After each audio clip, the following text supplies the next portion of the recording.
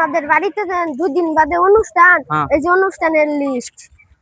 মাল সামানা অনেক বেশি, অনেক কিছু, তাহলে এটা 2 দিন সময়ও আছে, একটু যাচাই বাছাই করে রিল্যাক্সে ঠান্ডা মাথায় পরে কিনবো নি।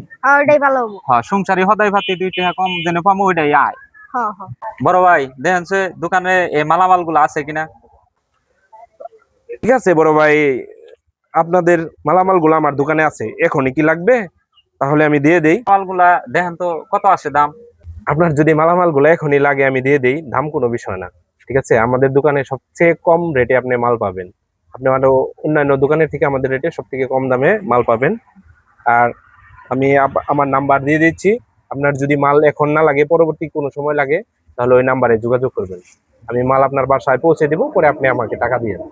ঠিক আছে ভাই, এই মালগুলা যখন নিব তখন আর কি আপনার সাথে যোগাযোগ করবো। বাইশটা একটা দোকান যাচাই করলাম, কোনো কিছু হলো না, তাহলে আর একটা দোকান দেখি কে কি ভাই কি হয়, পরে যায় দেখি।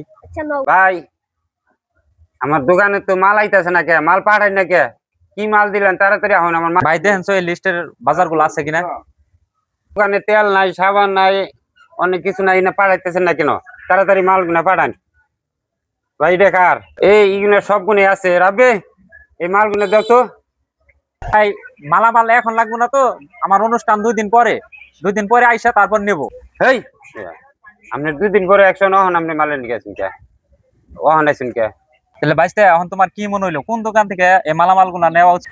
কাকা আমার মনে হয় আগের দোকানতেই আনাই উচিত, কারণ আমরা যে আগের দোকানে গেলাম কত সুন্দর ব্যবহার করলো, আমরা যেন বললাম পরে নিব, এটাও কিন্তু কোনো ব্যবহার করে নাই, বললো আমি পাঠাইয়া দিব। আর আমরা যেন এখন দোকানে গেলাম ওই দোকানে আমরা পরে নিব বলতেই আমাদেরকে ধমক মারলো। বাইশটা আমার সঠিক কথাটাই কইছে, তোমার জন্য দোয়া রইলো।